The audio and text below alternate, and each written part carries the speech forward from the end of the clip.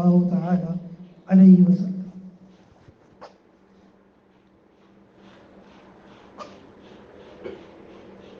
آپ صلی اللہ علیہ وسلم کی ایک حدیث ہے جس میں آپ صلی اللہ علیہ وسلم نے یہ فرمایا کہ کل امتی معافن، میری پوری امت کو معاف کر دیا جائے گا، میری پوری امت کو معاف کر دیا جائے گا، میری امت کے جو بھی گناہ ہوں گے وہ اللہ تبارک و تعالی معاف کر دیں گے، الا المجاہرین، سوائے ان گناہوں کے جو کھلم کھلا اعلانیہ سب کے سامنے کیے جاتے ہیں، اللہ تبارک و تعالیٰ وہ گناہ معاف نہیں فرمائے۔ دیکھیں معصوم تو ہم ہیں نہیں، معصوم ہمارا عقیدہ ہے کہ صرف اور صرف انبیاء علیہ السلام ہیں، آپ صلی اللہ علیہ وسلم ہیں، اور نابالغ بچے ہیں۔ آپ صلی اللہ علیہ وسلم اور انبیاء علیہ السلام سے تو گناہ ہو ہی نہیں سکتا، یہ ہماری ایمان ہے۔ اور نابالغ بچے یا بچیوں سے اگر کوئی غلط کام ہو بھی جاتا ہے تو اس کو گناہ نہیں لکھا جاتا، جب تک وہ بالغ نہیں ہو جاتے ان کے لیے معافی ہے، ان کا کوئی گناہ پہ پکڑ نہیں، کوئی گناہ لکھا نہیں جائے گا، گناہ کے زمرے میں کاؤنٹ نہیں ہوگا۔ تو فرمایا کہ میری امت کے سارے گناہ معاف کر دیے جائیں گے، سوائے ان لوگوں کو معاف نہیں کیا جائے گا جو کھلم کھلا اعلانیہ طور پر گناہ کرتے ہیں۔ دیکھیں میں اور آپ معصوم نہیں ہیں، ہمارے اندر اللہ تعالیٰ نے نیکی کا مادہ بھی پیدا کیا ہے اور گناہوں کا مادہ بھی پیدا کیا ہے۔ ہمارا نفس یہ بھی تقاضا کرتا ہے کہ ہم گناہوں سے بچیں، نماز پڑھیں، تلاوت کریں، ذکر کریں، نیک اعمال کریں، اور ہمارا نفس یہ بھی تقاضا کرتا ہے کہ ہم گناہ کریں۔ کبھی کبھی انسان کا یہ بھی دل چاہتا ہے کہ وہ کوئی گناہ کر کر لذت حاصل کرے۔ یہ انسان کے اندر اللہ تعالیٰ نے دو مادے پیدا فرمائے۔ گناہوں کا مادہ جب مغلوب ہوگا تو نیکیاں کرنے کا دل چاہے گا، گناہوں کا دل بالکل نہیں چاہے گا۔ اور گناہ کا مادہ کب مغلوب ہوگا؟ گناہ کا مادہ مغلوب کرنے کا جو طریقہ ہے وہ یہ کہ آدمی کچھ عرصے تک اپنے آپ کو نیکیوں کے اندر باؤنڈ کرتے ہیں، کہ کچھ عرصے تک میں نے زبردستی اپنے آپ کو گناہوں سے بچانا ہے اور مستقل طور پر نیکیاں کرنی ہے، اور اس کے ساتھ ساتھ کثرت سے استغفار کرنا ہے۔ کیا کرنا ہے؟ استغفار کرنا ہے۔ استغفار کی برکت سے یہ ہوتا ہے کہ ہمارا جو دل گناہ کر کر کے کالا سیاہ ہو جاتا ہے نا، تو کثرت سے زیادہ استغفار پڑھنے سے اس دل کی صفائی ہو جاتی ہے۔ جس طرح ایک گندی پلیٹ کو آپ صابن سے دھوتے ہیں اور وہ چمکدار ہو جاتی ہے، اس طرح جب دل گناہ کرتا ہے تو حدیث میں آتا ہے کہ اس کے اوپر ایک کالا نقطہ لگتا ہے، اور گناہ کرتے کرتے ایک ٹائم آتا ہے کہ دل کالا سیاہ ہو جاتا ہے، اور پھر گناہ کرنا کوئی برا بھی نہیں لگتا۔ وہ کہتے ہیں ایز یوزول گناہ مطلب ایک عادت سی ہو جاتی ہے۔ آپ نے دیکھا ہوگا کہ بعض لوگ گناہ کو گناہ سمجھتے ہی نہیں، اور ان کی روٹین لائف کے اندر صبح سے لے رات تک سینکڑوں گناہوں سے ہوتے ہیں، لیکن ان کو کوئی احساس نہیں ہوتا کہ ہم نے کوئی غلط کام کیا۔ کوئی آج ہم نے کوئی بد نظری کی ہے، کوئی میوزک سنا ہے، کوئی گانا سنا ہے، آج ہم نے جھوٹ بولا ہے، کسی کے ساتھ دھوکہ کیا ہے، کسی کا مال کھایا ہے، آج ہم نے سود کھایا، آج ہم نے چوری کی، آج ہم نے ظلم کیا، خیانت کی۔ مطلب بعض لوگ ایسے ہوتے ہیں کہ ان کا دل گناہ کر کر کے کالا سیاہ ہو جاتا ہے۔ تو سب سے پہلے تو ان کی دل کی صفائی ضروری ہے، اور دل کی صفائی کے لیے استغفار کثرت سے کرنا ہوگا۔ کم سے کم 1000 کم سے کم 1200 دفعہ استغفار کریں گے تو دل صاف ہوگا.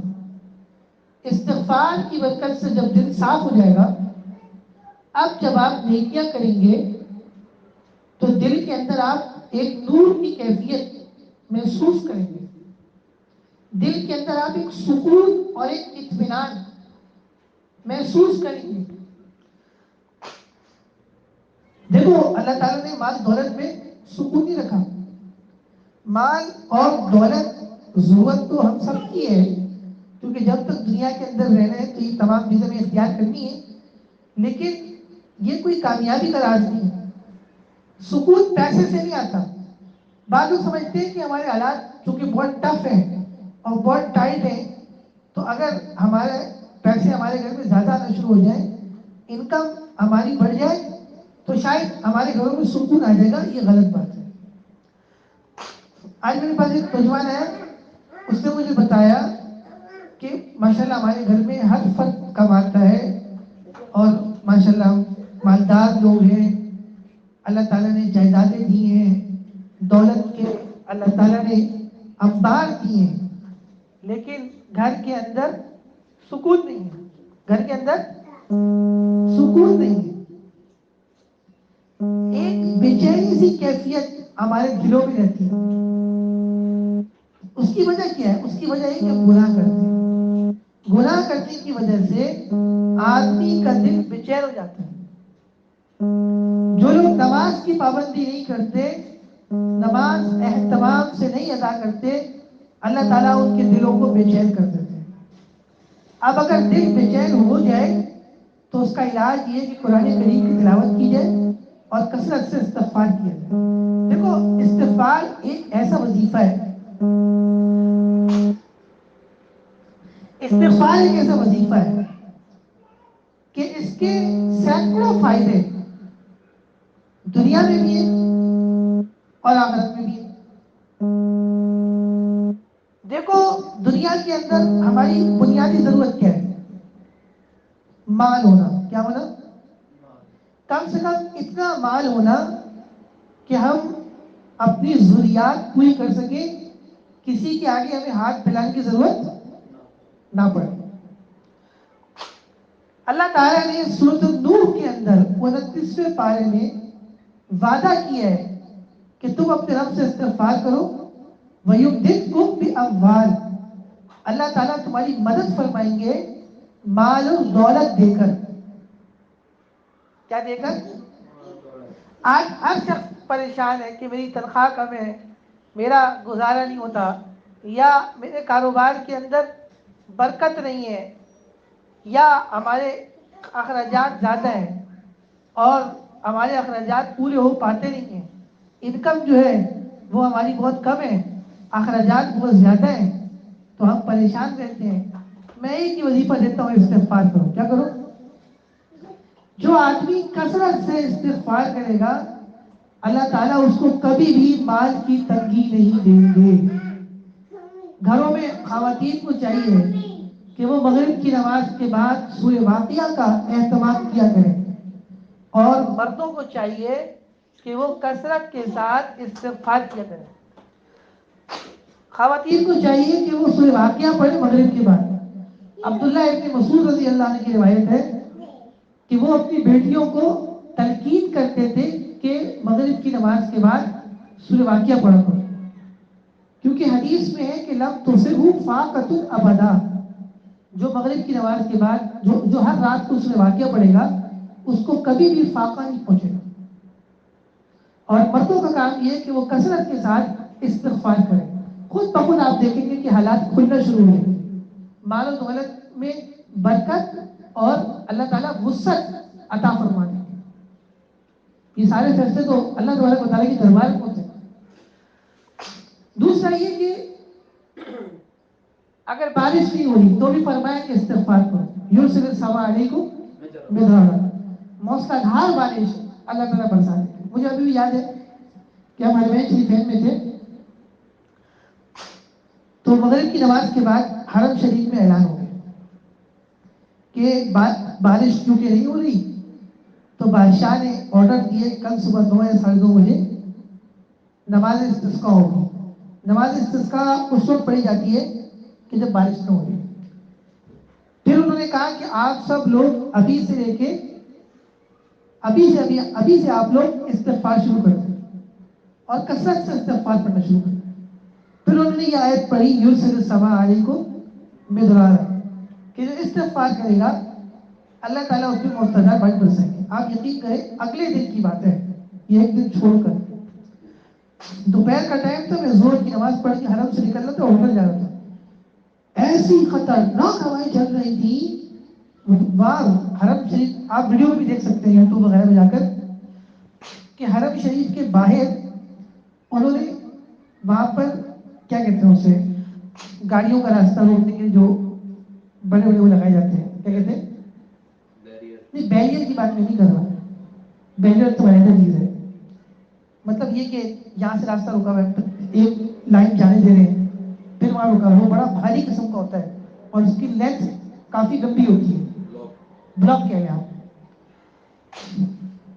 وہ بھاری بھاری بلاک ہوتے ہیں جو میں نے خود دیکھا ہے کہ دو دو آدمی مل کر دھکا لگا کر اس کو ہٹاتے ہیں. دو دو آدمی میرے سامنے دھکا لگا کر اس کو دو دو پولیس والے چھوٹے مل کے ہٹاتے ہیں. آپ یقین کریں جب میں دوپہر کو زور پڑ گیا تو ایسی ہوا چل رہی تھی کہ وہ یوں یوں جا رہے تھے، ادھر سے ادھر ادھر سے ادھر ادھر سے ادھر. ہوا کتنی جھوٹی تھی. پھر ہم تو خیر مدینہ چلے گئے.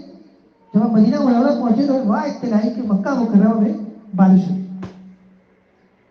دیکھو اللہ تعالیٰ نے جو کہا ہے نا سچ کا ہے.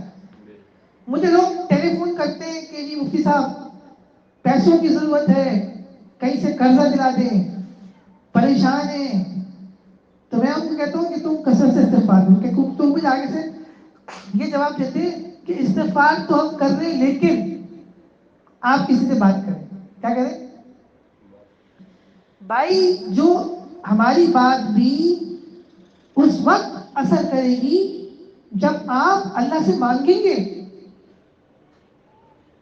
میں آپ کو اس کا تجربہ بتا دیتا ہوں. مجھے گھرانے نے کہا کہ ہم پریشان ہیں، آپ ہمارے لیے کسی سے کہیں کہ ہماری مدد کریں. میں نے کہا ٹھیک ہے. میں نے ان کی مدد کرنے کی بہت کوشش کی. بڑی مشکل سے ان کے لیے انتظامات ہوئے، انتہائی مشکل کے ساتھ. اور یقین کریں اتنے کم انتظامات ہوئے کہ ان کو وہ رقم دیتے ہوئے مجھے شرم آئی تھی. اس کے مقابلے میں ایک اور گھرانے نے مجھے کہا کہ آپ ہماری مدد کریں، پریشان ہیں.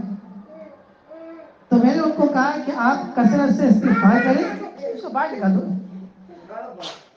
اسے اس کو باہر لے لو. تو میں نے ان کو کہا کہ آپ کثرت سے استغفار کریں، باقی میں کوشش کرتا ہوں، سب اللہ کے ہاتھ میں. آپ یقین کریں کہ جب میں نے ان لوگوں کے لیے کوشش کی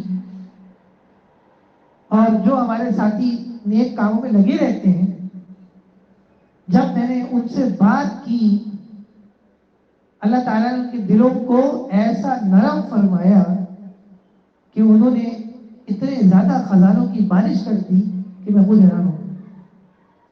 تو بات یہ کہ آپ بھی تو کوئی اپنا تعلق قائم کرے نا اللہ تعالیٰ سے.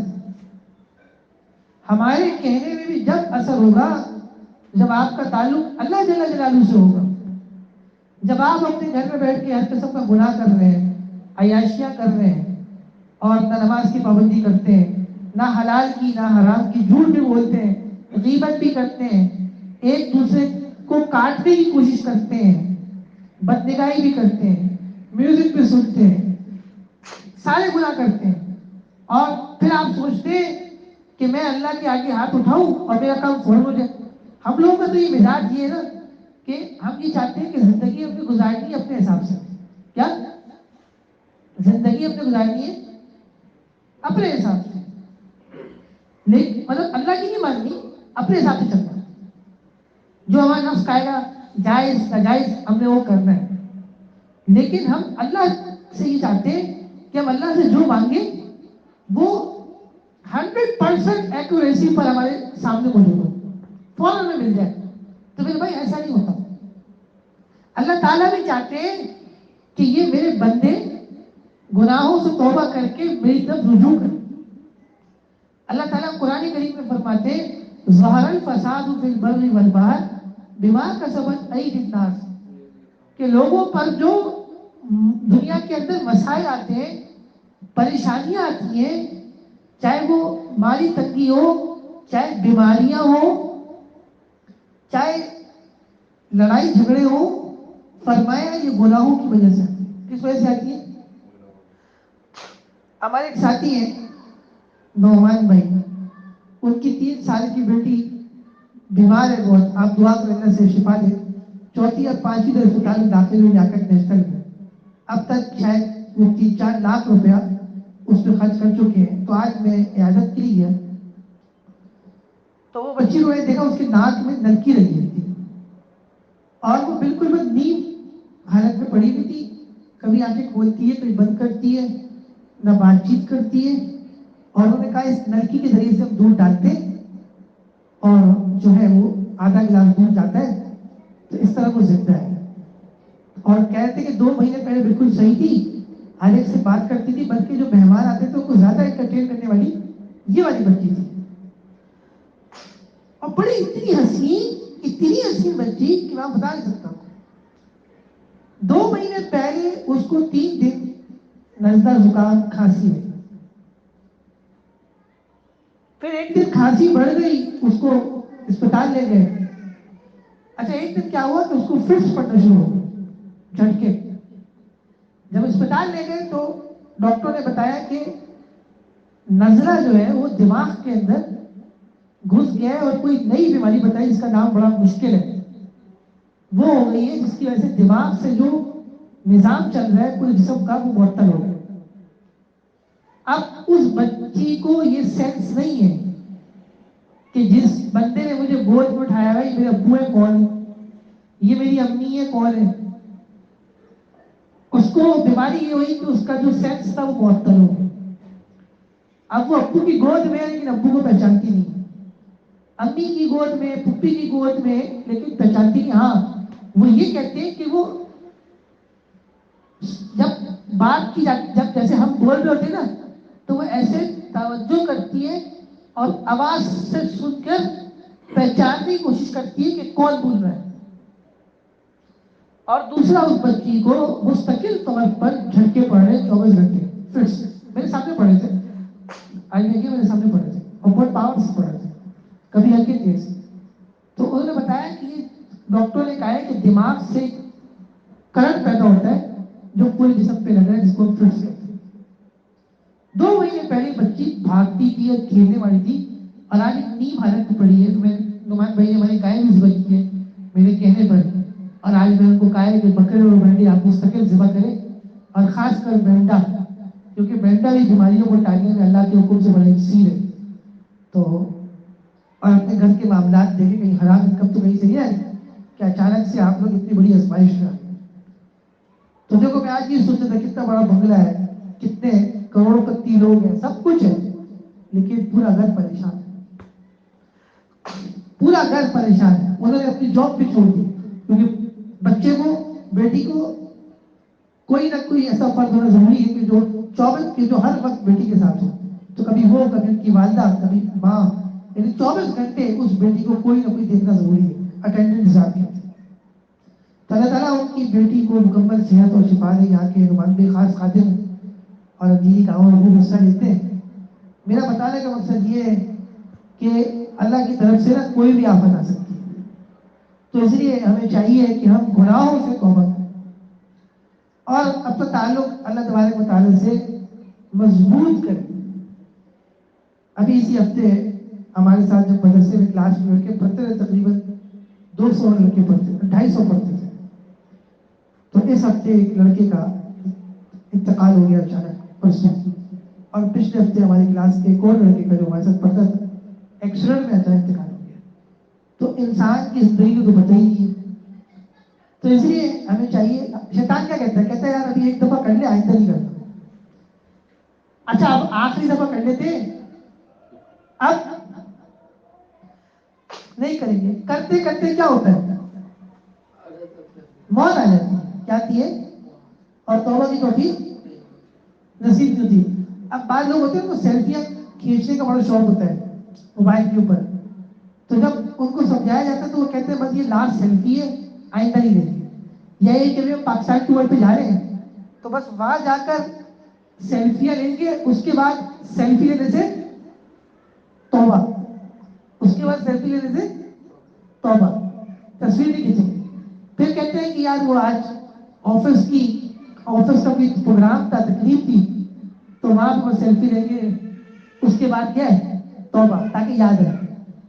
تو تصویر کشی بہت بڑا گناہ ہے, اور جب تک شدید مجبوری نہ ہو تصویر کھینچانے کی گنجائش نہیں. جو لوگ بلا وجہ تصویریں کھینچتے کھنچاتے ہیں, آپ صلی اللہ علیہ وسلم نے فرمایا کل مصور فی النار, ہر تصویر کھینچنے والا جہنم میں جائے. حضرت شیخ الحدیث مولانا زکریا رحمۃ اللہ لکھتے ہیں کہ تصویر کھینچنے والا, کھنچانے والا, تصویر کو خریدنے والا, بیچنے والا اور پسند کرنے والا بھی جہنمی ہے. جیسے ہم فیس بک کے اوپر یا واٹس ایپ کے اوپر کوئی پوسٹ لگاتے ہیں اور اس میں بھی تصویر لگاتے ہیں, کسی انسان کی تصویر لگاتے ہیں, تو ساتھ میں لائکس آتے ہیں. کیا آتے ہیں؟ فیس بک پہ لائکس آتے ہیں نا. لائکس کا کیا مطلب ہے کہ آپ کس کام کو پسند کرتے ہیں, تائید کرتے ہیں. تو حدیث کی تشریح کے مطابق جو لوگ جاندار کی تصویر کو پسند بھی کر رہے ہیں, لائک بھی کر رہے ہیں, وہ بھی جہنم جائیں. دیکھو کیوں. اب آپ کہیں گے کہ یار جس نے لائک کیا تصویر کو, پسند کیا, اس کا یہ قصور ہے, وہ سب سے بڑا مجرم ہے. کیوں؟ اگر میں اور آپ تصویر کھنچانے والوں کو, سیلفی لینے والوں کو ہم ان کی تائید نہ کریں, ان کو اپریشیٹ نہ کریں نا, بلکہ ان کی تصویر پر ہم ان کو سنا دیں, تو وہ تصویر کھینچنا ہی چھوڑ دیں. وہ تصویر کھینچ کیوں رہے ہیں؟ وہ اپنی سیلفیاں کیوں بنا بنا کر روز ڈال رہے ہیں؟ اس کی وجہ یہ ہے کہ میں اور آپ ان کی تعریف کر رہے ہیں. کیا کر رہے ہیں؟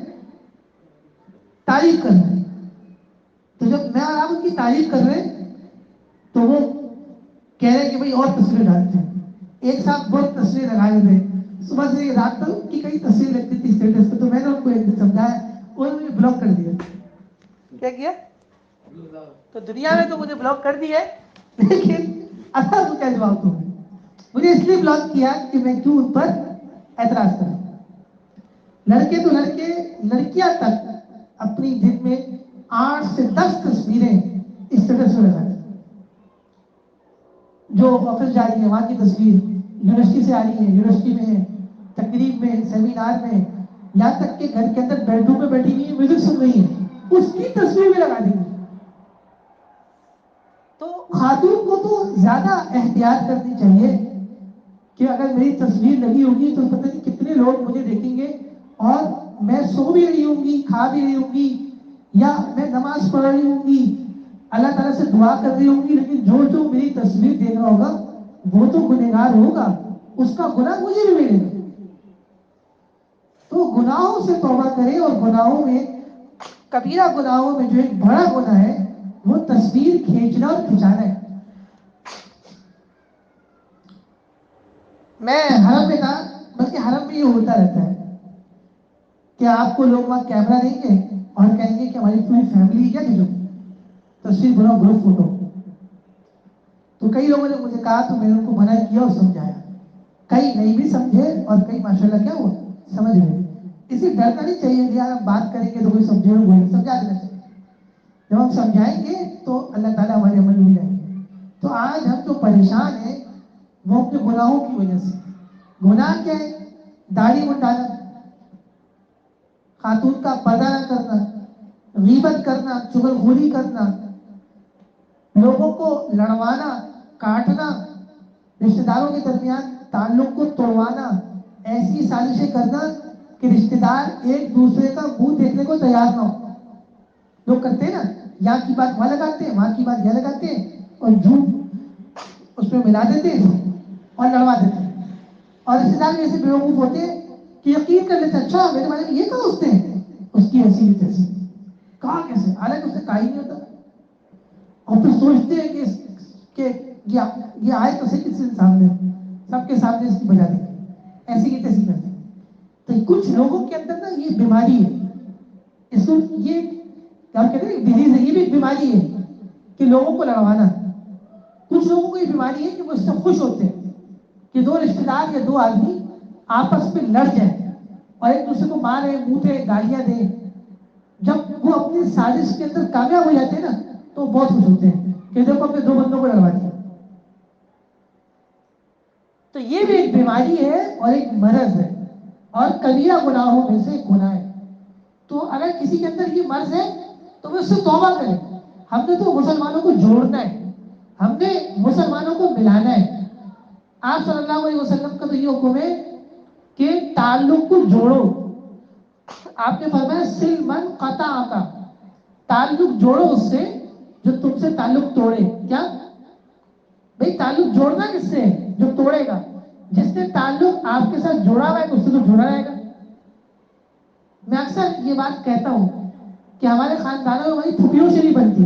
کس سے نہیں بنتی؟ خالہ سے بنے گی، پھوپھی سے نہیں بنے گی. بھئی خالہ سے کیوں بن رہی؟ خالہ تو بھائی حدیث میں بھی نا ماں کے قائم مقام ہے.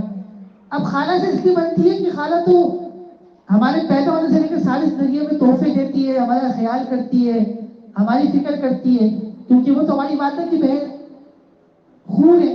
لیکن پھوپھی جو ہوتی ہے وہ تھوڑی اپوزٹ ہوتی ہے. تو ہمارے خاندانوں میں کیا ہے؟ حالانکہ حدیث پاک میں یہاں تک آیا کہ باپ کے مرنے کے بعد بھی اس کی بہنوں سے تعلق رکھو. تو آج کل مائیں کیا سکھاتی ہیں؟ مائیں سکھاتی ہے تمہاری پھوپھی ایسی ہے، تمہاری پھوپھی ایسی ہے. اور پھوپھی کیا سکھا رہی ہوتی ہے اپنے بچوں کو کہ تمہارے جو کزنز ہیں وہ ایسے وہ ایسے. تو یہ جو بیماری ہے نا یہ ہمارے خاندانوں میں بہت عام ہو گئی. ایک گھر کے اندر رہ رہے ہوں گے، ساس کو بہو سے تکلیف ہوگی، وہ اپنی بیٹیوں سے اس کے ساتھ بند کمرے کے اندر بیٹھ کر بہو کے خلاف سازشیں کر رہی ہوگی کہ کس طرح آج اس کو ذلیل کرنا ہے اور اس کو بتانا ہے. اور بہو جب اپنے گھر جائے گی تو اپنی بہنوں کے ساتھ مل کر اپنی ساس کی اور نندوں کی برائی کرے گی. تو آج ہم لوگوں کی نا دو چہرے. بھائی اگر ساس سے غلطی ہوئی تو بہو معاف کر دے، اگر بہو سے غلطی ہوئی تو ساس بڑے پن کا مظاہرہ کرتے ہوئے معاف کر دے. یہ سوچ کے معاف کر دے کہ جب میری اپنی حقیقی بیٹی سے بھی غلطی ہوتی ہے تو میں اس کو معاف کر دیتی ہوں اور مجھے اپنی بیٹی کی غلطی نظر نہیں آتی کیونکہ میرا خون ہے.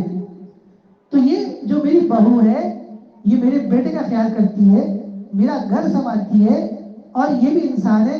اگر اس سے غلطی ہو تو میں معاف کر دوں. بھائی مجھ سے دن میں 100 غلطیاں ہوتی ہیں لیکن جب میں اللہ تعالیٰ سے معافی مانگتی ہوں تو اللہ مجھے معاف کر دیتے. تو یہ بھی اللہ کی بندی ہے. اور بہو بھی یہ سوچے کہ اگر میری نند سے یا میری بھابھی سے یا میری ساس سے کوئی غلطی ہو گئی یا بعض دفعہ عورتوں میں ہوتے ہیں آپس میں طرز کلام ہو جاتی ہے، ایک دوسرے کو نا طرز بھی مار دیتی ہے.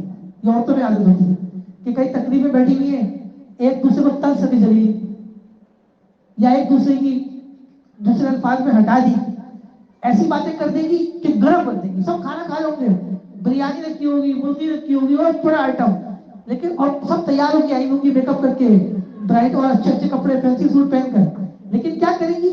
ایک خوشگوار ماحول بھی کریں گی. کوئی ایک ایسی عورت ہوگی ہے تو کہ جو اس خوشگوار ماحول کو ناموافق بنا دے گی، کوئی ایسا طنز کر جائیں گی، کوئی ایسا گھٹیا جملہ کہہ دے گی کہ تمام عورتوں میں لڑائی شروع ہو جائے گی. جب شروع ہو جائے کہ ہوا کیا؟ اب مرد لوگ خیال ہو جاتے ہیں ابھی یہ عورتیں بیٹھی ہوئی تھی ایک دوسرے سے گلے مل رہی تھی، گپے لگا رہی تھی، لوڈو کھیل رہی تھی، ابھی ایک دوسرے کو مارنے مدنے پہ آ گئی. تو یہ شیطانی عنصر ہے کہ جو آج ہمارے اندر پیدا ہو گئے. آپ صلی اللہ علیہ وسلم کی تعلیمات یہ ہیں کہ سل من قطع کا، کہ تعلق اس سے جوڑو جو تم سے توڑے. دیکھو اور حدیث مبارکہ سے معلوم ہوتا ہے کہ جو رشتہ دار آپ کے ساتھ اچھا تعلق رکھتا ہے نا، بھائی صلہ رحمی تو کرنی ہے اس کے ساتھ کیونکہ احسان کا بدلہ احسان ہے، لیکن اس کے ساتھ اچھا تعلق رکھنا ثواب تو ہے. لیکن رسول اللہ صلی اللہ علیہ وسلم فرمایا کہ اصل صلہ رحمی یہ ہے کہ تم اس کے ساتھ صلہ رحمی کرو جو تمہارے ساتھ تعلق توڑے. اب جس انسان سے ہماری بنتی ہوتی ہے نا ہم اس کو گفٹ دیتے ہیں، لیکن جس سے نہیں بنتی ہوتی اس کو 1 روپے دینا گوارا نہیں کرتے. اب اصل صلہ رحمی یہ ہے کہ جس رشتے دار سے ہماری نہیں بنتی یا لگتی ہے ہم اس کو ہدیے دیں, گفٹس دیں, کیونکہ ہدیہ تحفہ گفٹ دینے سے حدیث سے معلوم ہوتا ہے کہ محبت بڑھتی ہے. جب آپ کسی شخص کو کہتے ہیں کہ بھائی یہ میں آپ کے لیے تحفہ لے کے آیا ہوں, گفٹ لے کے آیا ہوں, تو اللہ جل جلالہ کا ایسا نظام ہے کہ اس شخص کے دل میں آپ کی جگہ بن جاتی ہے کہ اس شخص کی نظر میں اتنا اہم انسان ہوں, میں اتنا قیمتی ہوں کہ یہ میرے لیے تحفہ لے کے آیا ہے. اب اگر کوئی بھابھی دوسری بھابھی کو گفٹ دے گی تو اگر لڑائی بھی ہوگی نا تو وقت اللہ تعالیٰ کی مدد سے آہستہ آہستہ محبتیں پیدا ہو جائیں گی. جب بہو ساس کو تحفہ دے گی, جب ساس بہو کو تحفہ دے گی, جب نندے اپنی بھابھیوں کے لیے تحفے تحائف لائیں گی, آپس میں ان کی محبت بڑھے گی. اب اس میں نا مذہبی گھرانے بھی برابر ہے. اب ہمارے ایک ساتھی ہے, تو وہ مجھے بتا رہا تھا کہ میری بیوی اور میری ماں ایک گھر میں ہے لیکن آپس میں بات چیت نہیں ہو رہی. ایک ہی گھر میں میری بیوی بھی ہے اور میری ماں بھی ہے. میری بیوی بات کرتی ہے میری ماں سے, ماں جواب نہیں دیتی. ساس کا ہوتا لگتا ہے جیسے کوئی آرمی چیف بن گئی ہے, چیف آف اسٹاف. حالانکہ عورت ساس کب بنتی ہے؟ 50 سال کی عمر میں, 55 سال کی عمر, جب شوگر بھی ہوتی ہے, بلڈ پریشر بھی ہوتا ہے, اور پھر وقت کے ساتھ دل کی مریض بھی بن جاتی ہے. کسی ٹائم اسرائیل علیہ السلام آئیں گے لے جائیں گے. عموماً عورت اس وقت سانس بنتی ہے جب ٹانگیں اس کی قبر میں ہوتی ہے, لیکن لگتا ایسا ہے کہ شاید وزیر اعظم بن گئی ہے. تو ایک گھر میں رہتے ہوئے ساس اور بہو کا آپس میں بات چیت نہ کرنا یہ بہت خطرناک بات ہے. اب وہ ساتھی کسی کو بتا رہا تھا کہ دعا کریں اس کہ گھر جا رہا ہوں خیر ہو, کیونکہ میری بیوی تو بات کر رہی ہے میری ماں سے, میری ماں جواب نہیں دیتی. اس نے کہا میں نے اپنی بیوی کو کہا ہے تو کرو, میں نے کہا صحیح کہا, اپنی بیوی کو کہو کہ کرتی. اب اگر کسی کی ساس ناراض ہوگا تو طریقہ یہ کہ بہو جائے بازار, بھائی اپنے لیے شاپنگ کرتی ہے نا, ساس کے لیے اچھے کپڑے لے لیں, ساس کے لیے پرفیوم لے لیں, ساس کے لیے کوئی تحفہ لے رکھا ہے کہ امی یہ آپ کے لیے لے کے آئی. اس سے کیا ہوگا؟ محبت بڑھے گی. کوئی اچھی سی ڈش بنائے جو ساس کی پسندیدہ ہو اور کہے کہ امی یہ میں نے آپ کے لیے بنائی ہے. اس سے کیا ہوگا؟ دلوں کے اندر جگہ بنے گی, دلوں کے اندر محبت پیدا ہوگی. آج ہم ٹوٹے ہوئے کیوں ہیں؟ کیونکہ ہم دینی تعلیمات سے دور ہیں. ہمارا دین یہ سکھاتا ہے کہ ایک دوسرے کے ساتھ احسان کا تعلق ہو. خدا کی قسم آپ کسی شخص کو تحفے دینا وہ آپ کا غلام بن جائے گا. اللہ تعالیٰ نے ہدایہ کے اندر ایسے تاثیر رکھی ہے کہ آپ کا دشمن بھی آپ کا دوست بن جائے گا. اگر گالی کا جواب گالی سے دو گے تو صرف پتھر برسیں گے, لڑائیاں ہوں گی, طلاقیں ہو جائیں گی. آپ یقین کریں میرے پاس 95% مسائل طلاق کے آتے ہیں. کتنے؟ 100 میں سے 95 مسائل طلاق کے آتے ہیں, طلاق کے. اور کتنی طلاقیں ایسی ہیں کہ جس میں لو میرج ہے, ارینج میرج نہیں. یعنی میاں بیوی کی شادی یونیورسٹی میں لو ہو گیا, کالج لائف میں لو ہو گیا, یا کولیگز تھی آفیسز میں وہاں لو ہو گیا. لو میرج میں لڑائیاں ہوتی. تو مجھے آج وہ ایک نوجوان کہتا ہے کہ میری بیوی سے بہت لڑائی ہوتی. تو میں نے کہا اللہ کی ولی, اس کا نکاح میں نہیں پڑھایا. تو میں نے کہا اللہ کی ولی تم نے لو میرج کی ہے. اگر ہمارا جھگڑا تو سمجھ آتا ہے, ہماری تو لو ہے نہیں ارینج ہے, تمہاری تو لو ہے. کہنے لگا یار سلیمان بھائی بھسکن کیا ہو جاتا ہے, دماغ گھومتا ہے. کیا ہوتا ہے؟ اور دماغ ان کا ایسا گھومتا ہے کہ وہ 3 طلاق سے کم پہ گھومتا نہیں ہے. میرے موبائل پہ ٹیلی فون آتا ہے کہ مفتی صاحب بیوی کو 3 طلاق دے دی. غصے میں آ کر اس کا موبائل اٹھا کے پھینک دیا, توڑ دیا. اب کیا کریں؟ ابے بھائی تم نے طلاق دینے سے پہلے تو فون کیا نہیں, اب طلاق دینے کے بعد فون کرتے ہو تو میں کیا کروں؟ تم کم سے کم طلاق دینے سے پہلے مجھے فون کر لیتے, مجھ سے مشورہ کر لیتے کہ مفتی صاحب کرنا کیا ہے. تو میں آپ کو کہتا کہ آپ گھر سے باہر چلے جائیں. جھگڑا ہے نا گھر میں, آپ 6-7 گھنٹے باہر گزاریں, آپ بھی ٹھنڈے ہو جائیں گے, بیوی بھی ٹھنڈی ہو جائے گی. آپ صلی اللہ علیہ وسلم نے یہ سکھایا ہے کہ اگر بیوی لڑے تو شوہر آگے سے مت کرے، کیونکہ آپ نے فرمایا کہ عورت الٹی پسلی سے پیدا ہے، اگر اس کو سیدھا کرو گے تو یہ ٹوٹ جائے گی۔ محدثین فرماتے ہیں کہ ٹوٹنے سے مراد یہ کہ طلاق ہو جائے گا۔ تو آپ نے فرمایا فاستوصوا بالنساء خیرا، عورتوں کو خیر کی تاکید کریں، اچھی اچھی باتیں کریں، وہ طرح ہو جائے گی۔ تو اگر وہ بھی لڑ رہی ہے اور آپ بھی لڑ رہے ہیں تو پھر گھر کے اندر ہوگی دھورا کشتی، کیا کہتے ہیں دھورا کشتی، دھورا کشتی ہوگی۔ تو بہرحال یہ ایک مفصل موضوع ہے اور بحث ہے، وقت پورا ہو گیا ہے اور آج ویسے یہ بیان دیر سے شروع ہوا، تو ہمارے شاید بعض ساتھی اس وقت اسکرین کے ساتھ میں بیٹھ کر میچ دیکھ رہے ہیں، ان کے دیکھنے سے نہ وہ جتا سکتے نہ ہرا سکتے، تو سب اللہ کے ہاتھ میں۔ آپ بیاج میں آ جائیں اور اچھے اعمال کریں، وہ لوگ جیت جائیں گے انشاءاللہ۔ ہاں کسی زمانے میں پاکستان اور انڈیا کا میچ تھا ورلڈ کپ کا، اور شاہد افریدی یہ آتا تھا مدرسے کے اندر، تو اس زمانے میں اس نے بالخصوص آپ کی دعا کی درخواست کی تھی کہ ہم جیت جائیں اور ہم کامیاب ہو جائیں۔ اس زمانے میں مفتی صاحب حیات تھے، تو مفتی صاحب نے اس کو پھر تلقین کی کہ آپ نے تمام کھلاڑیوں کو جماعت سے نماز پڑھوائی۔ تو یہ جو جماعت سے نماز پڑھنے کا ٹرینڈ نکلا نا کہ کھلاڑی اسٹیڈیم پہ بیٹھ کے جماعت سے نماز ادا کر رہے ہوتے ہیں، تو یہ ٹرینڈ وہاں سے نکلا ہے کہ جب پہلی دفعہ شاہد افریدی نے جماعت سے نماز پڑھوائی مفتی صاحب کے حکم پر، اور پھر شیخ صاحب کو ٹیلی فون کیا کہ میں نے تمام کھلاڑیوں کو گراؤنڈ کے اندر جماعت سے نماز پڑھوائی ہے۔ پھر اخبارات کے اندر تصویریں بھی آ گئی، اس زمانے میں یوٹیوب نہیں ہوتا تھا، اخبارات ہوتے تھے، میڈیا تھا پر اتنا نہیں تھا، تو یہ ٹرینڈ وہاں سے چلا ہے۔ تو اصل بات یہ کہ اگر اللہ کی طرف رجوع ہوگا تو اللہ تعالیٰ خیر کے کاموں میں بھی کیا، پر خیر کے کاموں میں ہماری مدد فرمائیں گے۔ الحمدللہ رب العالمین والعاقبۃ للمتقین، اللهم صل وسلم علی النبی وبارک وسلم وسلم علیہ۔ اللهم ربنا آتنا في الدنيا حسنة وفي الآخرة حسنة وقنا عذاب النار۔ اللهم اعنا على ذکرک وشکرک وحسن عبادتک۔ اللہ تعالیٰ ہماری اس مجلس کو قبول فرمائے، اللہ تعالیٰ ہماری کمی کوتاہیاں معاف فرمائے، دین پر اللہ 100% عمل کی توفیق عطا فرمائے۔ اللہ تعالیٰ اس عاجز فقیر کو اور ہم سب کو نفس اور شیطان کے شر سے محفوظ فرمائے۔ اللہ ہمارے گھروں میں محبتیں قائم فرمائے، اللہ ٹوٹے ہوئے دلوں کو محبتوں میں تبدیل فرمائے، جن کے یہاں لڑائی جھگڑے ہیں اللہ تعالیٰ محبتیں پیدا فرمائے، جہاں افرا تفریح ہے اللہ تعالیٰ بہترین نظام ان کو نصیب فرمائے، جو روزگار کے لیے پریشان ہے اللہ تعالیٰ رزق کے حلال خزانے غیب سے وسعت کے ساتھ عطا فرمائے، جو مقروض ہیں اللہ قرض کی ادائیگی کے سبب پیدا فرمائے، جو بیمار ہے اللہ صحت شفا کے خزانے نصیب فرمائے۔ عزیزم نعمان کی 3 سال بیٹی بہت شدید بیمار ہے، آپ دعا فرمائیں کہ اللہ اپنی قدرت سے مکمل صحت اور شفا دے۔ ڈاکٹروں نے بھی کہا ہے کہ ہمارے ہاتھ میں کچھ نہیں ہے، آپ دعا فرمائیں کہ اللہ نعمان بھائی کے اچھے کاموں کی وجہ سے، دینی کاموں میں سرگرمی کی وجہ سے اللہ ان کی بیٹی کو مکمل صحت اور شفا عطا فرمائے، مبارک عمر دے، اور ان کی خوشی اللہ ان کے والدین کو اللہ تعالیٰ نصیب فرمائے۔